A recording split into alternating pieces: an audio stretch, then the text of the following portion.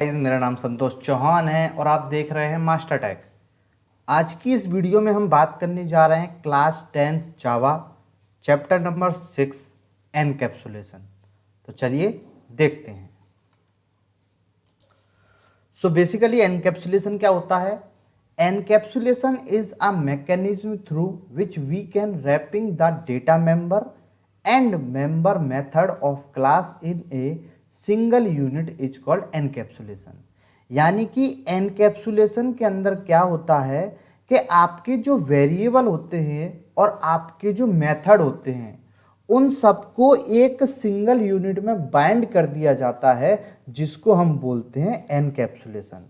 तो हम बाइंड किसके अंदर करेंगे? जो कि जैसा कि हम डायग्राम को देख पा रहे हैं, जो क्लास हमारी होती है उस क्लास के अंदर हमारे वेरिएबल और मेथड को हम एक ही यूनिट के अंदर बाइंड कर देते हैं।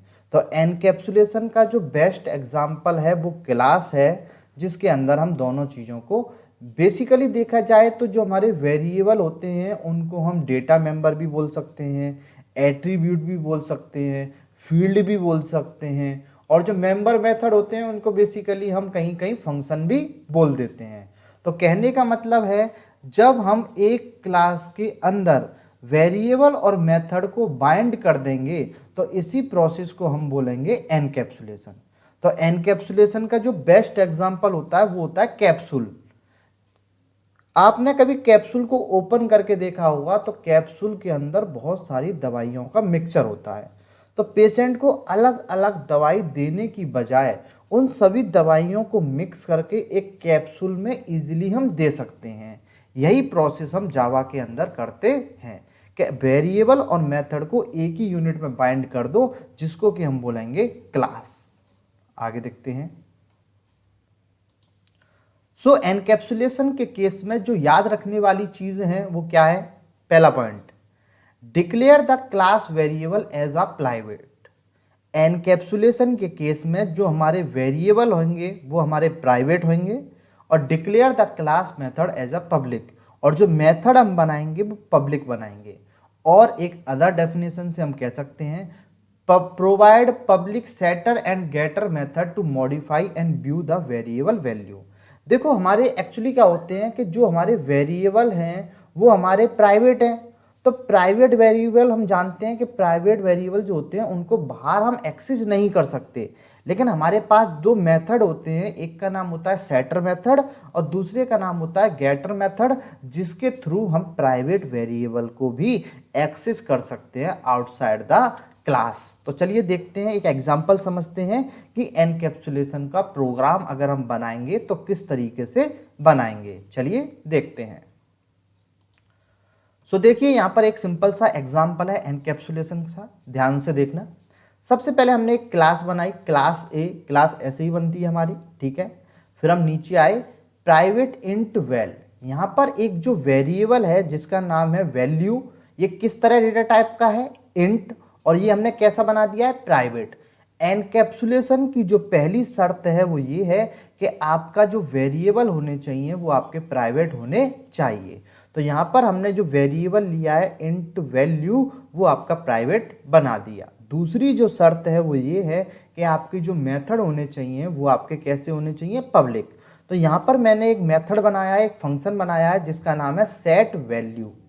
तो ये आपको फंक्शन वाले चैप्टर में आपने पढ़े होंगे कि फंक्शन कैसे बनाते हैं। सबसे पहले आपका डेटा टाइप रिटर्न करना है या नहीं रिटर्न करना। तो अगर रिटर्न करना हुआ तो इंट, फ्लोट, कैरेक्टर, नहीं रिटर्न करते तो वॉइड लेते हैं। तो वॉइड फंक्शन का नाम क्या है या मेथड का नाम क्या है? Set value. इसके अंदर एक आर्गुमेंट पास कर दिया है इंट एक्स, ठीक है।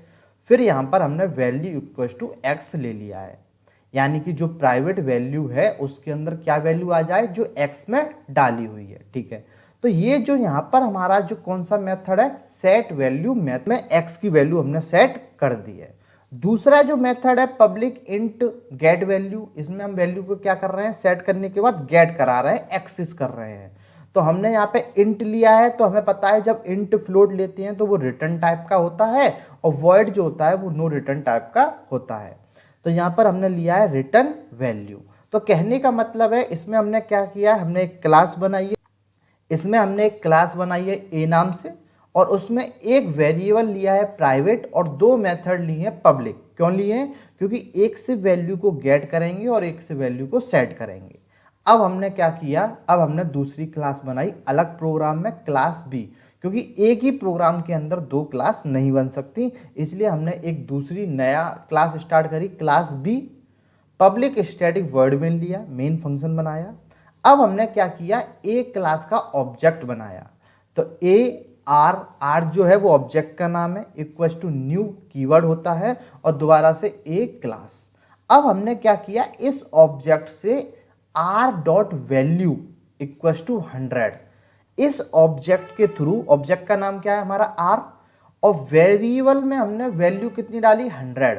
और जब हमने यहाँ पर जब system dot out dot println से जब हमने ये प्रिंट कराने की कोशिश करी यहाँ पर, तो यहाँ पर आपकी आएगी एरर, ERROR। क्यों आएगी एरर? क्योंकि एरर इसलिए आएगी क्योंकि आप एक प्राइवेट वैल्यू को दूसरी क्लास में एक्सेस कर रहे हो, इसलिए आपकी यहाँ पर इस प्रोग्राम में आएगी एरर। आप चाहें तो इसको बना के भी ट्राई कर सकते हैं कि एरर आएगी या नहीं आएगी। फिर हमने क्या किया, तो भाई किस तरीके से फिर हम एक्सेस कर सकते हैं, तो फिर हमने तो पहले मेथड बनाए हुए थे, तो अब हमने क्या किया, उसी ऑब्जेक्ट से आर डॉट सेट वैल्यू, अब हमने सेट वैल्यू वाले मेथड को कितनी वैल्यू पास करी, यहाँ से 100, तो हमने इसके अंदर 100 पास किया। ये सीधा 100 यहाँ से सीधा गया यहाँ इस वाले पर, तो इस वाले x को मिला 100 और उसने यहाँ पर x को 100 को किसके अंदर दे दिया, वैल्यू के अंदर। अब वैल्यू के अंदर आपका 100 है। फिर हमने system dot out dot println get value कराया आर ऑब्जेक्ट से, तो गेट वैल्यू के अंदर क्या रिटर्न कर देगा, रिटर्न वैल्यू। तो जैसे ही यहाँ पर रिटर्न वैल्यू हो जाएगी तो यहाँ पर आपका आंसर आ जाएगा कितना, 100। क्यों आ जाएगा, क्योंकि आपने यहाँ पर उसको किस तरीके से कराया है, यहाँ पर आपने दो मेथड का यूज किया है।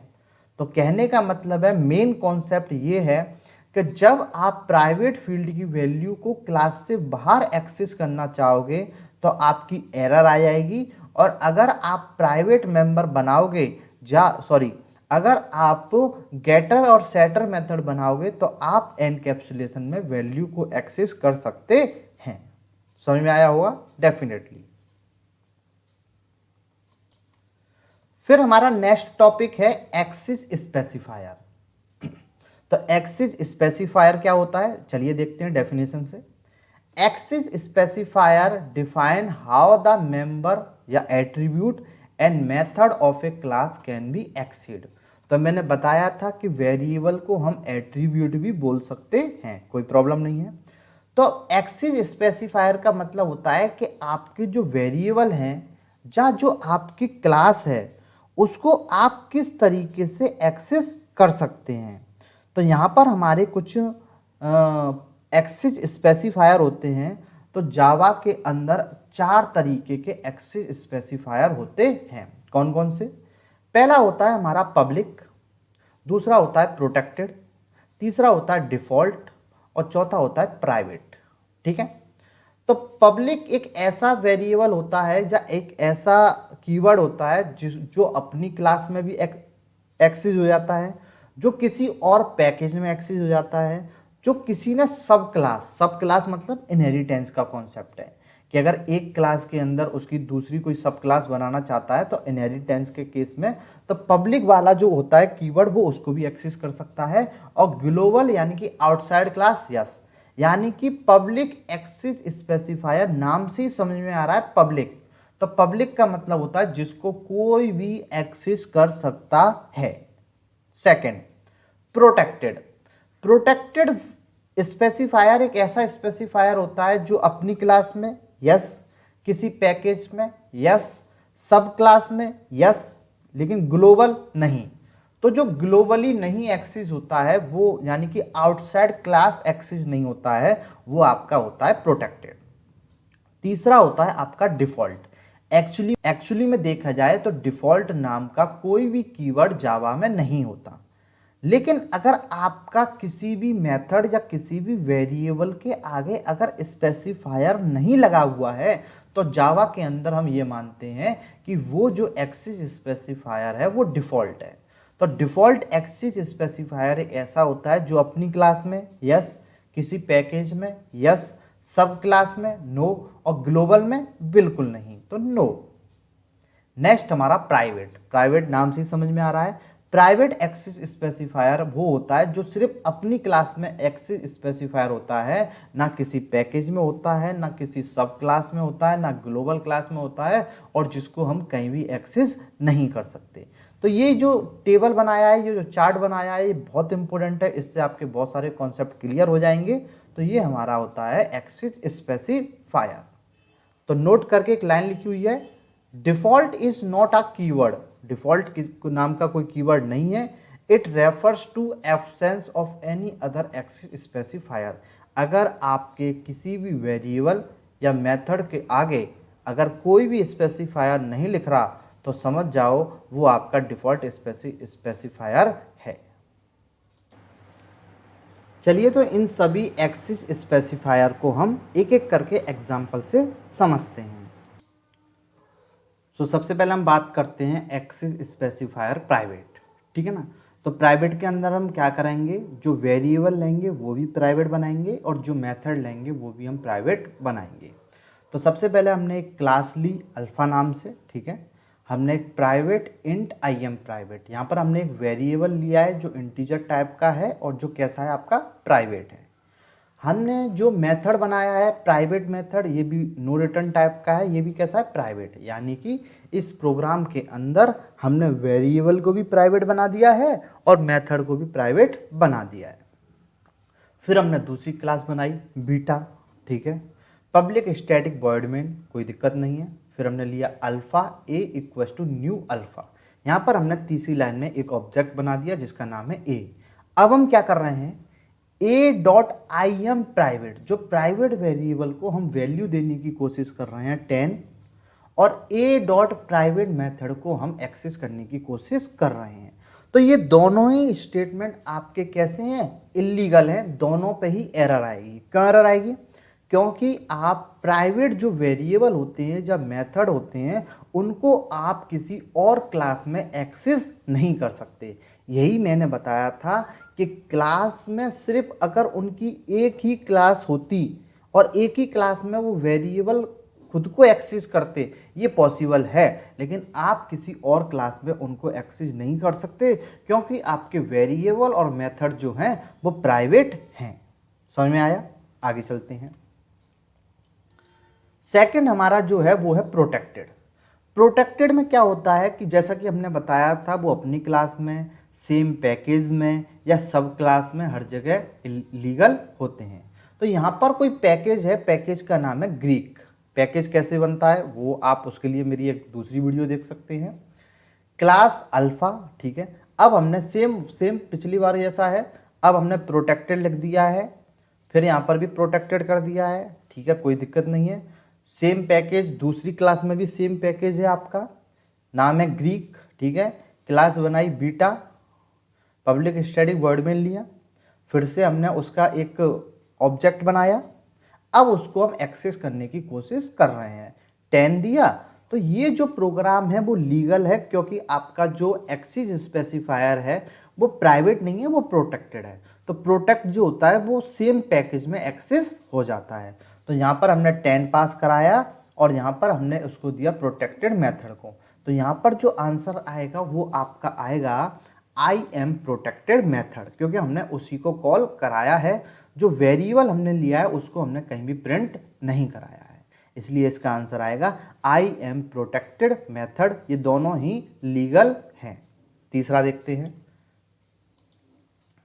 तीसरा हमारा पब्लिक है। पब्लिक तो सब जानते हैं कि पब्लिक एक ऐसा स्पेसिफायर होता है जिसको कहीं भी कोई भी यूज कर सकता है, तो अपनी क्लास हो या ना हो। तो यहाँ पर हम देख रहे हैं कि हमने एक क्लास बनाई पैकेज ग्रीक नाम की, क्लास बनाई अल्फा नाम से, पब्लिक, ये भी पब्लिक। फिर हमने दूसरा एक पैकेज बनाया, यहाँ पर पैकेज रोमन है, दूसरा पैकेज ग्रीक है, कोई फर्क नहीं पड़ता। क्यों, क्योंकि ये तो पब्लिक एक्सेस स्पेसिफायर है जिसको कोई भी एक्सेस कर सकता है। फिर हमने एक ऑब्जेक्ट बनाया ए नाम से, पहले भी हमने कई बार बनाया हुआ है, और ए को हमने दिया 10 और यहाँ पर हमने प्रिंट कराया पब्लिक मेथड। कोई दिक्कत नहीं है प्रोग्राम में, क्योंकि ये मेथड पब्लिक है और दोनों ही लीगल हैं। कभी भी वेरिएबल के नाम में स्पेस नहीं आता और कभी भी फंक्शन के नाम में भी स्पेस नहीं आता। यहाँ पर जो मैंने फंक्शन लिया है पब्लिक मेथड, वो गलती से इसमें स्पेस हो गया है, तो आपका कभी भी मेथड के नाम में स्पेस नहीं आता है, तो ये चीज़ आपको ध्यान रखनी है। चौथा और लास्ट स्पेसिफायर है हमारा डिफ़ॉल्ट। मैंने पहले ही बताया है कि डिफ़ॉल्ट नाम का कोई कीवर्ड होता नहीं है। अब जैसे कि आप देखिए क्लास अल्फा, ठीक है, int IAM package void package method. अब यहाँ पर ना तो पब्लिक है, ना यहाँ पे प्रोटेक्टेड है और ना यहाँ पर आपका प्राइवेट है। तो जब कोई ना हो तो क्या होगा, वो आपका डिफ़ॉल्ट होगा, ठीक है ना। इतने तो आप समझदार होंगे ही। तो ये हमारे चारों तरह के पब्लिक एक्सेस स्पेसिफायर थे जो मैंने एक एक करके आपको एग्जाम्पल के थ्रू बता दिए हैं, ठीक है। नेक्स्ट टॉपिक देखते हैं कि इसी चैप्टर में हमारा नेक्स्ट टॉपिक क्या है। तो नेक्स्ट टॉपिक है हमारा scope of a variable.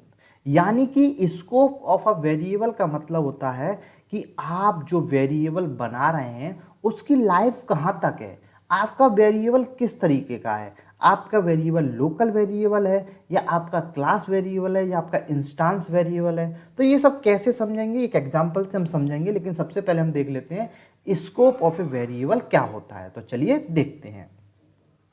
A variable can be declared and inside a class, method और ब्लॉक।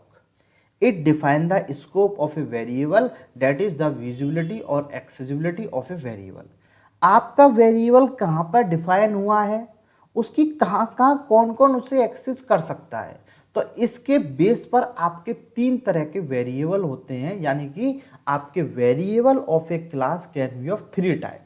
तीन तरह के आपके वेरिएबल होते हैं। पहला इंस्टांस वेरिएबल, दूसरा क्लास वेरिएबल या उसको हम बोलते हैं स्टैटिक वेरिएबल, तीसरा लोकल वेरिएबल। तो बेसिकली देखा जाए तो तीन तरीके के आपके वेरिएबल होते हैं। एक होता है इंस्टांस वेरिएबल, दूसरा होता है क्लास वेरिएबल जिसका दूसरा नाम है स्टैटिक वेरिएबल और तीसरा नाम है लोकल वेरिएबल। तो चलिए समझते हैं एक डेफिनेशन और एग्जाम्पल के थ्रू कि तीनों वेरिएबल में क्या क्या डिफरेंस है। तो सबसे पहले बात आती है इंस्टांस वेरिएबल की। क्या होते हैं देखते हैं। अ variable which is declared inside a class but outside of all method is called instance variable. यानी कि ऐसा वेरिएबल जो क्लास के अंदर होता है और सभी मेथड से बाहर होता है, वो आपका इंस्टांस वेरिएबल होता है। अभी एक एग्जांपल आएगा भी, उससे आप और क्लियर समझेंगे। दूसरा क्लास और static variable. A variable which is declare with the help of static keyword called static variable. A variable declare once for all a class, all object of the class type share this data member. जिस वेरिएबल के आगे static नाम का keyword लग जाए उस variable को हम स्टैटिक वेरिएबल या उस वेरिएबल को हम क्लास वेरिएबल कहते हैं। तीसरा a variable which is declared inside the body of the method or method parameter called local variable। वो वेरिएबल जो मेथड के अंदर होता है या मेथड के पैरामीटर में होता है। तो मेथड का क्या नाम है यहाँ पे, फन। किस तरह का डेटा रिटर्न करेगा, कुछ नहीं रिटर्न करेगा क्योंकि वॉइड टाइप का है। तो वॉइड डेटा टाइप है, मेथड का नाम है फन और उसके अंदर आपका एक वेरिएबल है इंट ए। तो आपका ये वाला और आपका इंट एक्स ये दोनों ही लोकल वेरिएबल हैं, क्योंकि जो मेथड के अंदर होता है या पैरामीटर की तरह ट्रीट किया जाता है वो लोकल वेरिएबल होता है। और एक नोट करके इंपोर्टेंट लाइन और लिख रही है, a local variable having the same name as that of the global variable hide the global variable. अगर लोकल वेरिएबल और ग्लोबल वेरिएबल का नाम सेम है तो लोकल वेरिएबल की प्रायोरिटी पावर इतनी ज़्यादा होती है कि वो ग्लोबल वेरिएबल को हाइड कर देता है। तो ये आपको ऑब्जेक्टिव टाइप में पूछ सकते हैं। तो चलिए एक एग्जाम्पल के थ्रू इन तीनों को समझते हैं कि इंस्टांस वेरिएबल, क्लास वेरिएबल और लोकल वेरिएबल क्या होता है। आइए देखते हैं। तो ये रहा आपके सामने एक एग्जाम्पल, बहुत ही सिंपल एग्जाम्पल है, बहुत ही प्यारा एग्जाम्पल है। इस एग्जाम्पल के थ्रू आप तीनों वेरिएबल को बहुत ही आसानी से समझ सकते हैं। तो हमने क्या किया, हमने एक क्लास बनाई डेमो नाम से, कोई दिक्कत नहीं है। फिर इसके अंदर हमने एक वेरिएबल लिया string name equals to Rahul. अब राहुल एक स्ट्रिंग है, हम जानते हैं कि जो कैरेक्टर्स का कलेक्शन होता है वो स्ट्रिंग कहलाती है। फिर दूसरा हमने वेरिएबल लिया स्टैटिक डबल हाइट 5.9, ठीक है। तो पहला वेरिएबल इंस्टांस वेरिएबल क्यों है, क्योंकि वो क्लास के अंदर है और जो मेथड है आपका उससे बाहर है, इसलिए उसका नाम है इंस्टांस वेरिएबल। दूसरा वेरिएबल स्टैटिक वेरिएबल इसलिए है क्योंकि आपके उसके सामने लिखा हुआ है स्टैटिक कीवर्ड, इसलिए वो वेरिएबल कैसा हो गया, स्टैटिक वेरिएबल या क्लास वेरिएबल। तीसरा हमने क्या किया, हमने public static void main string arc function है हमारा, और उसके अंदर एक वेरिएबल है इंट मार्क्स इक्वल्स टू 72। तो ये मैंने आपको पहले बता दिया था कि जो मेथड के अंदर या फंक्शन के अंदर होता है वो लोकल वेरिएबल होता है। तो मुझे लगता है होपफुली आप इन तीनों वेरिएबल में बहुत अच्छी तरीके से डिफ्रेंशिएट कर पा रहे हैं। मैं एक बार आपको फिर से रिवाइज करा देता हूँ कि जो क्लास के अंदर मेथड से बाहर होता है वो इंस्टांस वेरिएबल होता है, जिसके आगे स्टैटिक कीवर्ड लग जाता है वो स्टैटिक या क्लास वेरिएबल कहलाता है, और जो मेथड के अंदर होता है वो आपका लोकल वेरिएबल कहलाता है। ठीक है, चलिए नेक्स्ट टॉपिक देखते हैं, टाइप ऑफ इंस्टांस मेथड। अब जो आपके इंस्टांस वेरिएबल होते हैं उसको एक्सेस करने के लिए आपके पास दो मेथड होते हैं। There are two types of instance method, एक होता है एक्सेसर मेथड और दूसरा आपका होता है म्यूटेटर मेथड। क्या डिफरेंस है एक्सेसर मेथड या म्यूटेटर मेथड क्या होता है, तो चलिए देखते हैं। तो चलिए हम बात करते हैं एक्सेसर मेथड की। तो बेसिकली एक्सेसर मेथड क्या होता है देखते हैं। The method that read the instance variable is known as the accessor method। जो आपके इंस्टांस वेरिएबल की वैल्यू को रीड करता है वो आपका एक्सेसर मेथड कहलाता है। जो आपकी इंस्टांस वेरिएबल की वैल्यू को रीड करता है वो हमारा एक्सेसर मेथड कहलाता है। We can easily identify its because the method is prefixed with the word get। इसको हम आसानी से पता लगा सकते हैं क्योंकि इस मेथड के अंदर जो प्रीफिक्स वर्ड आता है वो आता है गेट, और it is also known as getter और मैनेजर। यानी कि एक्सेसर का जो दूसरा नाम है उसको हम गेटर मेथड भी बोल सकते हैं और मैनेजर मेथड भी बोल सकते हैं। It return the value of the private field, और यह प्राइवेट फील्ड की वैल्यू को रिटर्न करने के काम में आता है। तो यहाँ पर पब्लिक इंट गेट आईडी, ये हमें कैसे पता लगा ये एक्सेसर है, क्योंकि यहाँ पर एक कीवर्ड दिख रहा है हमें गेट, और रिटर्न कराया हमने आईडी, क्योंकि एक्सेसर जो होता है वो वैल्यू रिटर्न करता है और जो उसका अपोजिट होता है म्यूटेटर वो वैल्यू रिटर्न नहीं करता। तो चलिए एक्सेसर के बाद देखते हैं हम म्यूटेटर। तो क्या होता है बेसिकली म्यूटेटर हमारा, the method set the instance variable, जो इंस्टांस वेरिएबल की वैल्यू को सेट करता है। We can easily identify its because the method is prefix with the word set, क्योंकि इस मेथड में कौन सा वर्ड लगा होता है, set. It is also known as setter और मॉडिफायर, इसको हम सेटर भी बोलते हैं और मॉडिफायर भी बोलते हैं। It does not return anything, ये कोई भी वैल्यू रिटर्न नहीं करता, इसलिए ये कैसा बनता है, वॉइड टाइप का। और it is use to set the value of the private field, ये प्राइवेट फील्ड की वैल्यू को सेट करने के काम में आता है। कैसे पता लगा, पब्लिक वॉइड सेट रोल, यानी कि सेट से हमें पता लगा कि ये म्यूटेटर मेथड है। एक एग्जांपल देख लेते हैं जिससे दोनों चीजें हमारी क्लियर हो जाएंगी। तो चलिए हम देखते हैं एग्जांपल। देखिए ये जो एग्जांपल था हमारा एनकैप्सुलेशन का, सेम टू सेम एग्जांपल है कि हमने एक यहाँ पर वॉइड सेट वैल्यू मेथड बनाया और यहाँ पर हमने इंट गेट वैल्यू मेथड बनाया वैल्यू को गेट और सेट करने के लिए। तो जो सेट मेथड वैल्यू, जो हमने सेट मेथड बनाया था, जो हमने सेट वैल्यू नाम का मेथड बनाया था उसको हम म्यूटेटर बोलते हैं, और जो गेट वैल्यू नाम का जो मेथड है उसको हम एक्सेसर बोलते हैं। ये हमारे होते हैं म्यूटेटर और एक्सेसर मेथड। फिर हम देखते हैं एडवांटेज ऑफ एनकैप्सुलेशन। तो एनकैप्सुलेशन हमने बताया था कि binding a data into a single logical unit, और डेटा को एक यूनिट में बाइंड कर देना।